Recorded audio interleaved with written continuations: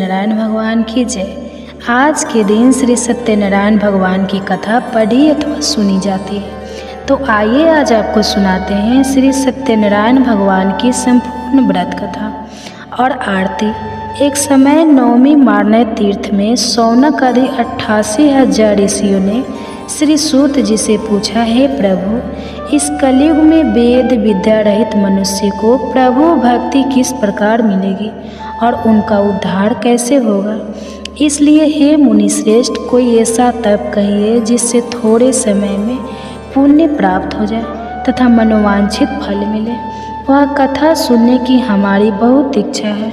सर्वशास्त्र ज्ञाता श्री सूत जी बोले, हे वैष्णव, मैं पूज्य आप सबने प्राणियों के हित की बात पूछी है।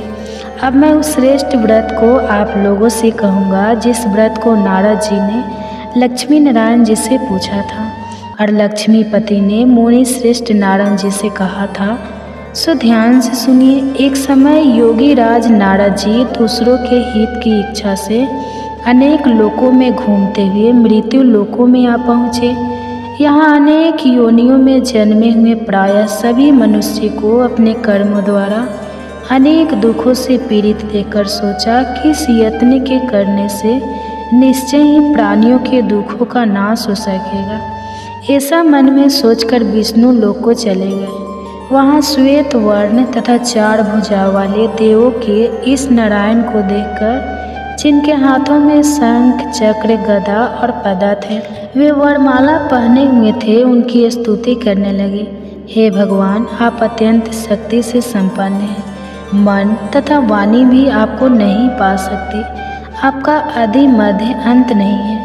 निर्गुण स्वरूप सृष्टि की आदि भूति और भोक्तों के दुखों को नष्ट करने वाले आपको मेरा नमस्कार है। नारद जी से इस प्रकार की स्तुति सुनकर विष्णु भगवान बोले, हे मुनि श्रेष्ठ, आपके मन में क्या है? आपका किस काम के लिए आगमन हुआ है? निसंकोच होकर कहिए।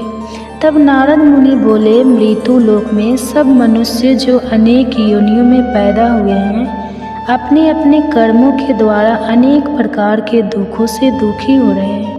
हे नाथ, मुझ पर दया रखते हो तो बताइए कि उन मनुष्यों के सब दुख थोड़े से ही प्रयत्न से कैसे दूर हो सकते हैं। हे नारद, मनुष्य की भलाई के लिए तुमने बहुत अच्छी बात पूछी है। जिस काम के करने से मनुष्य मोह से छूट जाता है, वह मैं कहता हूँ। सुनो, बहुत पुण्य देने वाला स्वर्ग तथा मृत्यु लोक दोनों में दुर्लभ एक उत्तम व्रत है। आज मैं प्रेम वश होकर तुमसे कहता हूँ, सत्यनारायण का यह व्रत अच्छी तरह विधि पूर्वक करने से मनुष्य आयु पर्यंत यहाँ सुख भोग कर मरने पर मोक्ष को प्राप्त होता है। श्री भगवान के वचन सुनकर नारद मुनि बोले कि उस व्रत का फल क्या है? क्या उस व्रत का विधान है और किसने यह व्रत किया है और किस दिन यह व्रत करना चाहिए? विस्तार से कहिए। भगवान श्री कृष्ण बोले, दुख शोक आदि को दूर करने वाला, धन धान्य को बढ़ाने वाला, सौभाग्य तथा संतान को देने वाला, यह व्रत सब स्थानों पर विजय करने वाला है। भक्ति और श्रद्धा के साथ किसी भी दिन मनुष्य श्री सत्यनारायण की शाम के समय ब्राह्मणों और बंधुओं के साथ धर्म में परायण होकर पूजा करे। भक्ति भाव से नैवेद्य केले का फल, घी, दूध और गेहूं का चूर्ण सवाय ले। गेहूं के अभाव में सांठी का चूर, शक्कर और गुड़ ले और सब भक्षण योग पदार्थ जमा करा के भगवान के अर्पण कर दे तथा बंधुओं सहित ब्राह्मणों को भोजन कराए। इसके पश्चात स्वयं भी भोजन करें। नृत्य गीत आदि का आचरण करके भगवान सत्यनारायण का स्मरण करते हुए समय व्यतीत करें। इस तरह व्रत करने पर मनुष्यों की सभी इच्छा निश्चय ही पूरी होती है। विशेषकर कली काल में भूमि पर यही मोक्ष का सरल उपाय है। इसके प्रसंग में सूत जी बोले, हे ऋषियों, जिसने पहले समय में इस व्रत को किया है, इसका इतिहास कहता हूँ। ध्यान से सुनो। सुंदर काशीपुर नगरी में एक अत्यंत निर्धन ब्राह्मण रहता था। वह भूख और प्यास से बेचैन हुआ नित्य पृथ्वी पर घूमता था। ब्राह्मणों से प्रेम करने वाले भगवान ने ब्राह्मण को दुखी देखकर बूढ़े ब्राह्मण का रूप धारण करके उसके पास जाकर आदर के साथ पूछा, हे विप्र, नित्य दुखी हुआ पृथ्वी पर क्यों घूमते हो? हे श्रेष्ठ ब्राह्मण, यह सब मुझको कहो, मैं सुनना चाहता हूँ। ब्राह्मण बोला, मैं निर्धन ब्राह्मण हूँ, भिक्षा के लिए पृथ्वी पर फिरता हूँ। हे भगवान, यदि आप इसका उपाय जानते हो तो कृपा करके कहो। वृद्ध ब्राह्मण बोला कि सत्यनारायण भगवान मनवांछित फल देने वाले हैं, इसलिए हे ब्राह्मण, तू उनका पूजन कर, जिसके करने से मनुष्य सब दुखों से मुक्त होता है। ब्राह्मण को व्रत का सारा विधान बताकर बूढ़े ब्राह्मण का रूप धारण करने वाले सत्यनारायण भगवान अंतर्ध्यान हो गए। जिस व्रत को वृद्ध ब्राह्मण ने बताया है, मैं उसको करूँगा। यह निश्चय करने पर उसे रात में नींद भी नहीं आई। वह सवेरे उठकर सत्यनारायण के व्रत का निश्चय करके भिक्षा के लिए चला गया। उस दिन उसको भिक्षा में बहुत धन मिला, जिससे बंधु बांधव के साथ उसने सत्यनारायण जी का व्रत किया।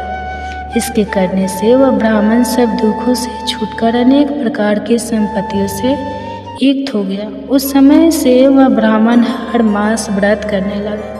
इस तरह सत्यनारायण भगवान के व्रत को जो करेगा वह सब पापों से छूटकर मोक्ष को प्राप्त होगा। आगे जो पृथ्वी पर सत्यनारायण का व्रत करेगा वो मनुष्य सब दुखों से छूट जाएगा। सूत जी ऋषियों से बोले कि इस तरह नारद जी ने नारायण का कहा हुआ यह व्रत मैंने तुमसे कहा। हे विप्रो, मैं अब और क्या कहूँ?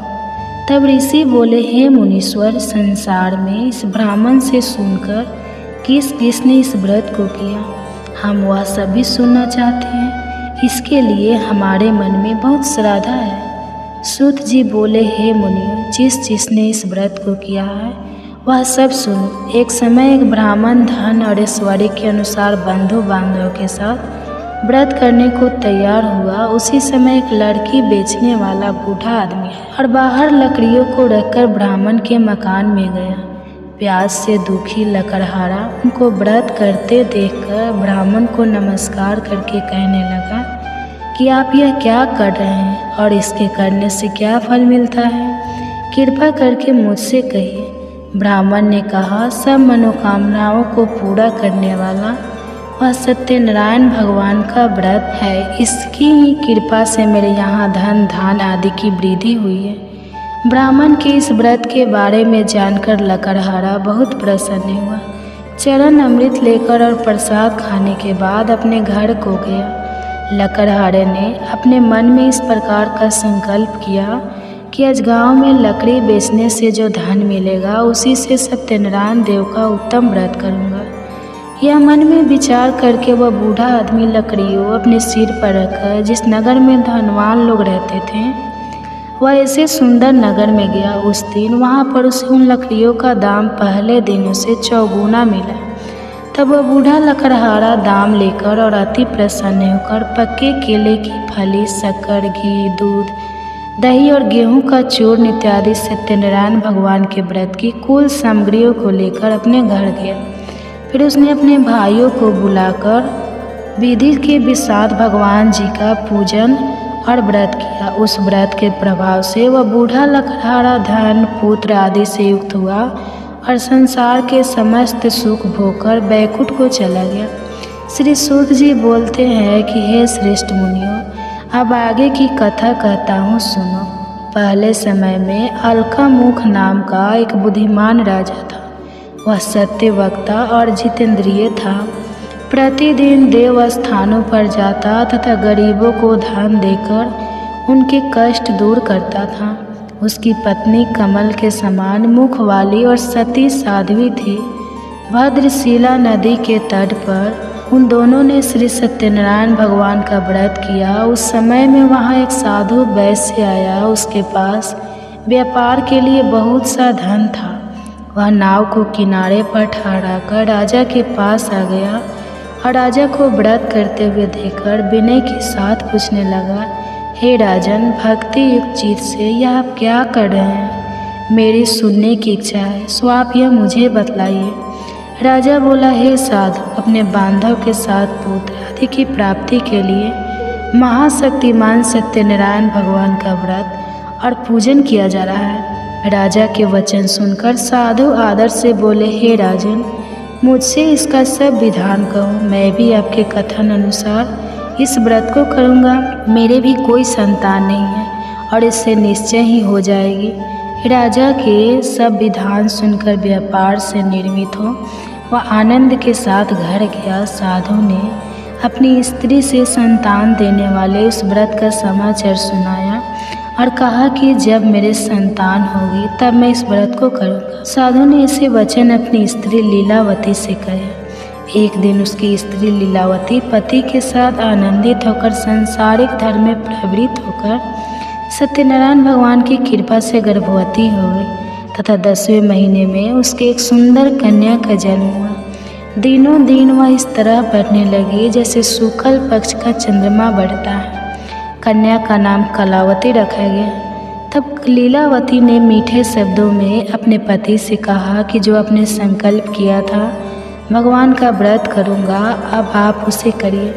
साधु बोला, हे प्रिय, इसके विवाह पर करूँगा। इस प्रकार अपनी पत्नी को आश्वासन देकर वह नगर को गया। कलावती प्रीत ग्रह में वृद्धि को प्राप्त हो गई। साधु ने जब नगर में सखियों के साथ अपनी पुत्री को देखा तो तुरंत दूत को बुलाकर कहा कि पुत्री के वास्ते कोई सुयोग्य देखिए। साधु की आज्ञा पाकर दूत कंचन नगर पहुंचा और वहां पर बड़ी खोज और देखभाल कर लड़की के लिए सुयोग्य वाणी कमल को देखकर साधु ने अपने बंधु बांधव सहित प्रसन्नचित्त अपनी पुत्री का विवाह उसके साथ कर दिया। किंतु दुर्भाग्य से विवाह के समय भी उस व्रत को करना भूल गया। तब श्री भगवान क्रोधित हो गए और श्राप दिया कि तुम्हारे दारुण दुख प्राप्त होगा। अपने कार्य में कुशल साधु बनिया जमाता सहित समुद्र स्थित रतनपुर नगर में गया और वहाँ दोनों ससुर जमाई चंद्र केतु राजा उस नगर में व्यापार करने लगे। एक रोज भगवान सत्यनारायण की माया से प्रेरित कोई चोर राजा का धन चुराकर भागा जा रहा था, किंतु राजा के दूतों को आता देखकर चोर ने घबराकर भागते हुए राजा के धन को वहीं चुपचाप रख दिया जहां वह ससुर जमाई ठहरे हुए थे। तब दूतों ने उस साधु वैश्य के पास राजा के धन को रखा देखा तो वे दोनों को बांध कर ले गया और प्रसन्नता से डरते हुए राजा के समीप जाकर बोले, यह 2-4 हम पकड़ कर लाए हैं, देकर आज्ञा दे। तब राजा की आज्ञा से उनको कठोर कारावास में डाल दिया और उनका सब धन छीन लिया। सत्यनारायण भगवान के श्राप द्वारा उनकी पत्नी भी घर पर बहुत दुखी हुई और घर पर जो धन रखा था चोर चुरा कर ले गए। शारीरिक और मानसिक पीड़ा तथा भूख प्यास से अति दुखित होकर अन्न की चिंता में कलावती एक ब्राह्मण के घर गई। वहाँ उसे सत्यनारायण भगवान का व्रत होते देखा। फिर कथा सुनी तथा प्रसाद ग्रहण करके रात को घर आई। माता ने कलावती से कहा, हे पुत्री, अब तक कहाँ रह गई थी? वह तेरे मन में क्या है? कलावती बोली, हे माता, मैंने एक ब्राह्मण के घर से सत्यनारायण भगवान का व्रत देखा है। कन्या के वचन सुनकर लीलावती भगवान के पूजन की तैयारी करने लगी। लीलावती ने परिवार और बंधुओं सहित श्री सत्यनारायण भगवान का पूजन किया और वर मांगा कि मेरे पति और दामाद शीघ्र आ जाए। साथ ही प्रार्थना की कि हम सबका अपराध क्षमा करो। सत्यनारायण भगवान इस व्रत से संतुष्ट हो गए और राजा चंद्र केतु को स्वप्न में दर्शन देकर कहा, हे राजन, दोनों वैश्यों को प्रातः ही छोड़ दो। सब धन जो तुमने ग्रहण किया है वह दे दो, नहीं तो मैं तेरा धन, राज्य, पुत्र आदि सब नष्ट कर दूंगा। राजा से ऐसे वचन कहकर भगवान अंतर्ध्यान हो गए। प्रातःकाल राजा चंद्रकेतु ने सभा में अपना स्वप्न सुनाया। फिर दोनों वाणी कमन बुलाया। दोनों ने आते ही राजा को नमस्कार किया। राजा मीठे वचनों से बोले, हे महानुभाव भावी, ऐसा कठिन दुख प्राप्त हुआ है, अब तुम्हें कोई भय नहीं। ऐसा कहकर राजा ने उनको नए नए वस्त्र आभूषण पहनाए तथा उनका जितना धन लिया था उससे दुगुना धन उसे देकर आदर सहित विदा कर दिया। दोनों वैश्य अपने घर को चले गए। सूत जी बोले, वैश्य ने मंगलाचार करके यात्रा आरंभ की और अपने नगर को चला। उनके थोड़ी दूर निकलने पर दंडी वेशधारी सत्यनारायण भगवान ने उनसे पूछा, हे साधु, तेरी नाव में क्या है? अभिमानी वनी कमनी, आप क्यों पूछते हो? क्या धन लेने की इच्छा है? मेरी नाव में तो बोलो और पत्ते भरे हैं। पैसे का कठोर वचन सुनकर भगवान ने कहा, तुम्हारा वचन सत्य हो। दंडी ऐसा कहकर वहाँ से चले गए और कुछ दूर जाकर समुद्र के किनारे बैठ गए। दंडी के जाने पर वैश्य ने नित्य क्रिया करने के बाद नाव को ऊंची उठी देकर अवंचा किया और नाव में बेल पत्ते आदि देकर मूर्छित होकर जमीन पर गिर पड़ा। फिर मूर्छा खुलने पर अत्यंत शोक प्रकट करने लगा। तब उसका दामाद बोला कि आप शोक ना करें, यह दंडी का श्राप है, अतः उनकी शरण में चलना चाहिए, तभी हमारी हर मनोकामना पूरी होगी। दामाद के वचन सुनकर वह दंडी के पास पहुंचा और अत्यंत भक्ति भाव से नमस्कार करके बोला, मैंने जो आपसे असत्य वचन कहे थे उनको क्षमा करो। ऐसा कहकर महान सुख होकर रोने लगा। तब दंडी भगवान बोले, हे वानिक मुनि, से बार बार तुम्हें दुख प्राप्त हुआ है, तू मेरी पूजा से विमुख हुआ। साधु बोला, हे भगवान, आपकी माया से मोहित ब्रह्मा आदि भी आपके रूप को नहीं जानते, तब मैं अज्ञानी कैसे जान सकता हूँ? आप प्रसन्न होइए, मैं सामर्थ्य के अनुसार आपकी पूजा करूँगा, मेरी रक्षा करो और पहले के समान नौका में धन भर दो। उसके भक्ति का यह वचन सुनकर भगवान प्रसन्न होकर उसकी इच्छा अनुसार वर देकर अंतर्ध्यान हो गए। तब उन्होंने नाव पर आकर देखा कि नाव धन से परिपूर्ण है। फिर भी वह भगवान सत्यनारायण का पूजन कर साथियों सहित अपने नगर को चला। अब अपने नगर के निकट पहुंचा, तब दूत को घर भेजा। दूत ने साधु के घर जाकर उसकी स्त्री को नमस्कार करके कहा कि साधु, अपने दामाद सहित इस नगर के समीप आ गए हैं। ऐसा वचन सुनकर साधु की स्त्री ने बड़े हर्ष के साथ सत्यदेव का पूजन कर पुत्री से कहा, मैं अपने पति के दर्शन को जाती हूँ, तू कार्य पूरा करके शीघ्र आ। माता के ऐसा वचन सुनकर कलावती प्रसाद छोड़कर पति के पास गई। प्रसाद की अवज्ञा के कारण सत्यदेव ने रुष्ट होकर उसके पति को नाव सहित पानी में डुबा दिया। कलावती अपने पति को न देखकर रोती हुई जमीन पर गिर गई। इस तरह नौका को डूबा हुआ तथा कन्या को रोता देखकर साधु दुखी होकर बोला, हे प्रभु, मुझसे या मेरे परिवार से जो भूल हुई है उसे क्षमा करो। उसके 3 वचन सुनकर सत्यदेव प्रसन्न हो गए और आकाशवाणी हुई कि हे साधु, तेरी कन्या मेरे प्रसाद को छोड़कर आई है, इसलिए इसका पति अदृश्य हुआ है। यदि वह घर जाकर प्रसाद खाकर लौटे तो इससे पति अवश्य मिलेगा। ऐसी आकाशवाणी सुनकर कलावती ने घर पहुंचकर प्रसाद खाया, फिर आकर पति के दर्शन किए। तत्पश्चात साधु ने बंधु बांधव सहित सत्यदेव का विधि पूर्वक पूजन किया। उस दिन से वह पूर्णिमा को सत्यनारायण का पूजन करने लगा। फिर इस लोक का सुख भोगकर अंत में स्वर्ग लोक को गया। सूत जी बोले, हे ऋषियों, मैं और भी कथा कहता हूँ, आप सुनिए आरती। जय जगदीश हरे स्वामी, जय जगदीश हरे।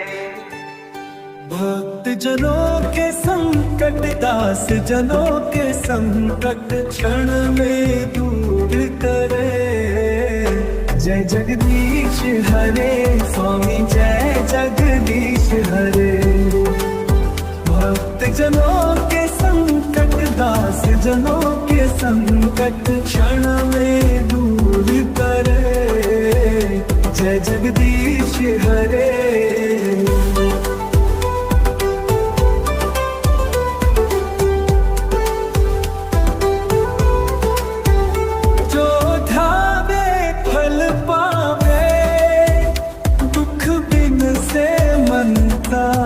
स्वामी दुख बिन से मन का सुख संपत्ति घर आवे।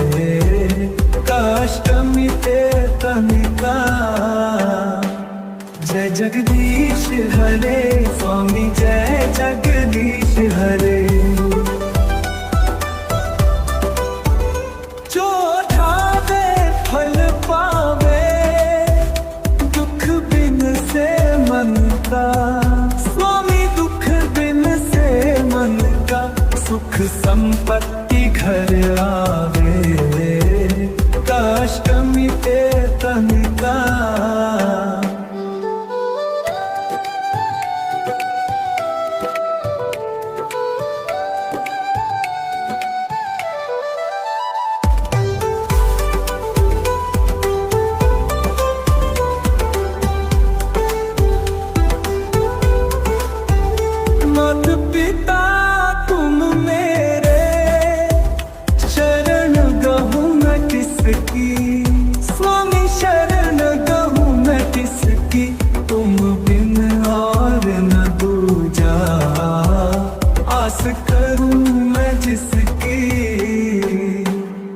जय जगदीश हरे स्वामी जय जगदीश हरे। भक्त जनों के संकट दास जनों के संकट क्षण में दूर करे। जय जगदीश हरे स्वामी जय जगदीश हरे। स्वामी जय जगदीश हरे। तुम पूर्ण परमात्मा तुम अंतरयामी। स्वामी तुम अंतरयामी परब्रह्म परमेश्वर तुम सबके स्वामी तुम सबके स्वामी। जय जगदीश हरे स्वामी जय जगदीश हरे। भक्त जनों के संकट दास जनों के संकट क्षण में दूर करे। जय जगदीश हरे। जय जय जय जगत के पालन जय जय विष्णु भगवान। सृष्टि के पालन करता सब संकट करे निदान।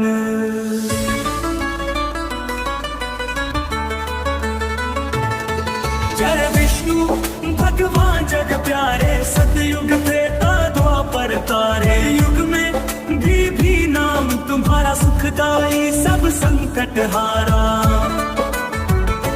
शेष नाग पर शयन बनाए धरती को निज रूप दिखाए।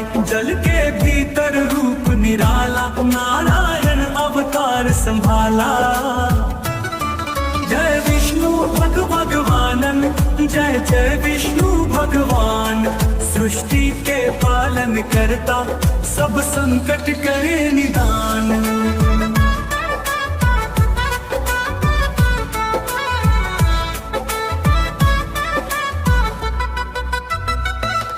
गर्भ में जब प्रलय होए भारी तुम धारण मुझ का अवतारी। कच्छप रूप धर धरा बचाई मन में धीरज तुमने बंधाई। जय विष्णु भगवर बर आरे। सतयुग त्रेता द्वापर तारे। कलयुग में भी नाम तुम्हारा सुखदाई सब संकट हारा। शेष नाग पर शयन बनाए धरती को निज रूप दिखाए। जल के भीतर रूप निराला नारायण अवतार संभाला।